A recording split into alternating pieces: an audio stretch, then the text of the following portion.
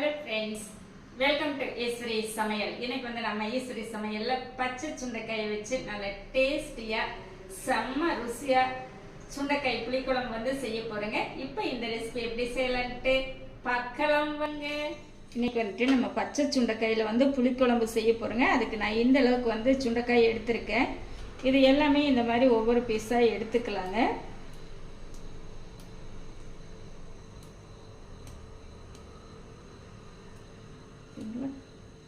இந்த அளவுக்கு எடுத்துட்டு இதை வந்து நம்ம ரசத்துக்கெல்லாம் இடிப்போம் இல்லைங்களா, அந்த இடிகளில் இல்லைன்னா அம்மிக்கல்ல வச்சு சும்மா ஒரு தட்டு தட்டி எடுத்து நல்லா விதைகள் இல்லாமல் நல்லா அலசி எடுத்துகிட்டு வந்துடலாங்க. இந்த சுண்டைக்காய் பார்த்தீங்க அப்படின்னா நடுத்தரமாக இருக்கணுங்க. அதாவது ரொம்ப முத்திருச்சுன்னா வந்து குழம்புக்கெல்லாம் நல்லா இருக்காது. அதனால் ஓரளவுக்கு நடுத்தரமாக இருந்ததுன்னா நல்லாயிருக்கு. இல்லை லைட்டாக பிஞ்சாக இருந்தால் கூட நம்மளுக்கு நல்லா இருக்குங்க. சரிங்களா, இந்த அளவுக்கு காய் பார்த்து நீங்கள் பறிச்சுக்கோங்க.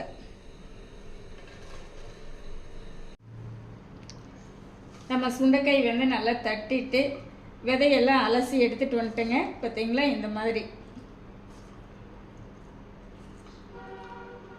இப்போ நம்ம வந்து குழம்பு ரெடி பண்ணிக்கலாங்க. ஒரு 4 ஸ்பூன் எண்ணெய் சேர்த்திக்கலாங்க.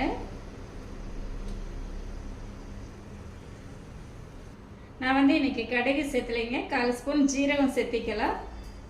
உங்களுக்கு கடுகு விருப்பம் இருந்ததுன்னா நீங்கள் கடுகு சேர்த்திக்கோங்க. சரிங்களா. அடுத்து வந்து நான் ஒரு 5 பல் பூண்டு வந்து 2 பீஸாக கட் பண்ணி வச்சுருக்கேங்க, சேர்த்திக்கலாம்.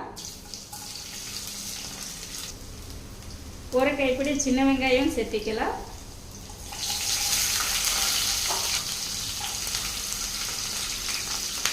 கூடவே ஒரு பச்சை மிளகாய் கீரி சேர்த்திக்கலாங்க. ஒரு கொத்து கருவேப்பிலை இப்போ சேர்த்துட்டு எல்லாமே நல்லா கலந்து விட்டுறலாம். இப்போ வெங்காயம் வந்து பார்த்தீங்க அப்படின்னா ஒரு கண்ணாடி பதத்துக்கு அடுத்த ஒரு பக்குவம் வதங்கிருச்சுங்க. இந்த டைமில் வந்து நம்ம ரெடி பண்ணி வச்சுருக்கிற சுண்டைக்காய் வந்து சேர்த்திக்கலாம்.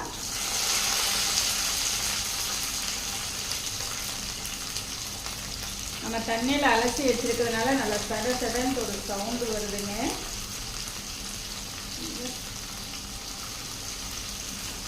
இப்போ சேர்த்துட்டு இது எல்லாமே சேர்த்து நல்லா கலந்து விட்டுக்கலாங்க. வதங்கிட்டோம்.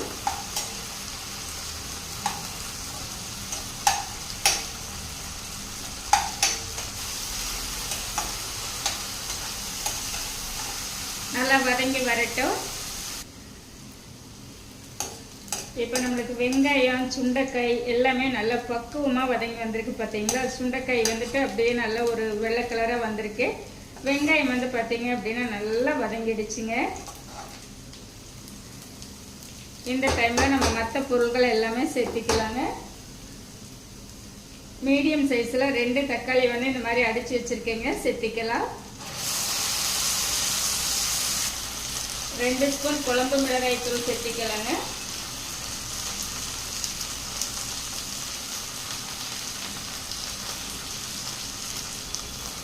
அரை ஸ்பூன் சாம்பார் தூள், 1/2 ஸ்பூன் மஞ்சள் தூள், ஒரு 1/4 ஸ்பூன் மிளகாய் தூளுங்க. நமக்கு சாம்பார் தூளில் குழம்பு மிளகாய் தூளில் எல்லாமே காரம் இருக்கும். அதனால் நான் ஒரு 1/2 ஸ்பூன் மட்டும் சேர்த்திருக்கேன். இந்த சுண்டைக்காய் குழம்பு வந்து நல்லா கொஞ்சம் சுருக்குன்னு இருந்தால் தான் நம்மளுக்கு சாப்பிட்றதுக்கு நல்லா இருக்குங்க. சரிங்களா. இப்போ பார்த்தீங்க அப்படின்னா நல்லா 1 ஸ்பூன் அளவுக்கு கல் உப்பு சேர்த்திக்கலாங்க. இப்போ சேர்த்திட்டு இது எல்லாமே நல்லா கலந்து விட்டுறலாம்.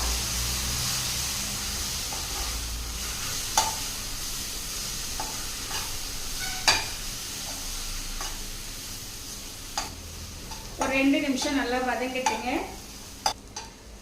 பாருங்க, ஒரு 2 நிமிஷம் நல்லா கலந்து விட்டுட்டோங்க. அதாவது இந்த மசாலா கருகாமல் அடுப்பை வந்து சிம்மில் வச்சுட்டு இது நல்லா இந்த மாதிரி ஒரு 2 நிமிஷம் வதக்கி எடுத்துக்கோங்க. ஒரு சின்ன எலுமிச்சம்பழம் அளவு புளி எடுத்துட்டு நல்லா கரைச்சி வச்சுருக்கேங்க. இப்போ இது வந்து சேர்த்திக்கலாம்.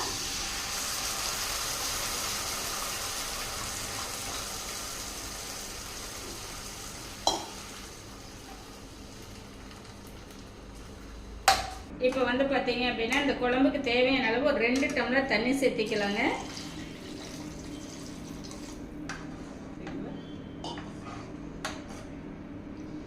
இப்போ பாருங்க, நம்ம நல்லா கலந்து விட்டுறலாம்.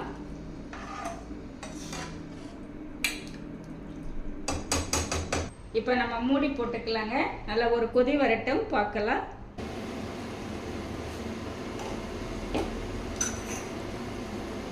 இப்போ பாருங்க, குழம்பு வந்து நல்லா கொதி வந்துருச்சு. இந்த டைமில் வந்துட்டு நம்ம உப்பு காரம் எல்லாமே கரெக்டாக இருக்குதான்னு செக் பண்ணிவிட்டு ஏதாவது பத்தலைனா கூட நம்ம சேர்த்துக்கலாங்க.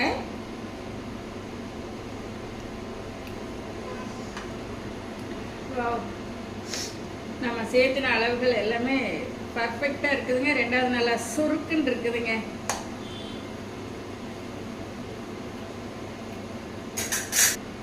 இப்போ நம்ம மூடி போட்டுடலாங்க. இன்னொரு 5 நிமிஷம் விட்டுடலாம். நான் அடுப்பை வந்து நம்ம மீடியத்துக்கு கொஞ்சம் குறைவாக வச்சுருக்கேங்க. ஒரு 5 நிமிஷம் விட்டுட்டோம் அப்படின்னா நல்லா கொதிச்சு நல்லா அந்த பச்சை வாசமெல்லாம் போய் எண்ணெய் பிரிஞ்சு வந்துடுங்க. சரிங்களா? இப்போ மூடி போட்டுக்கலாம். சுண்டைக்காய் புளிக்குழம்பு வந்து நல்லா ரெடி ஆயிடுச்சுங்க.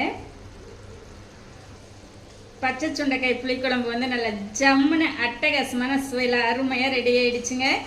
இதே மெத்தடில் நீங்களும் செஞ்சு பாருங்கள், ரொம்ப சூப்பராக இருக்குங்க. நம்ம சுட சுட சாதம் எடுத்துகிட்டு வந்துட்டேங்க. நம்ம ரெடி பண்ணி வச்சுருக்கிற பச்சை சுண்டைக்காய் புளிக்குழம்பு வச்சு சாப்பிட்டு பார்க்கலாங்க. அவ்வளோ டேஸ்ட்டாக அருமையாக இருக்குங்க.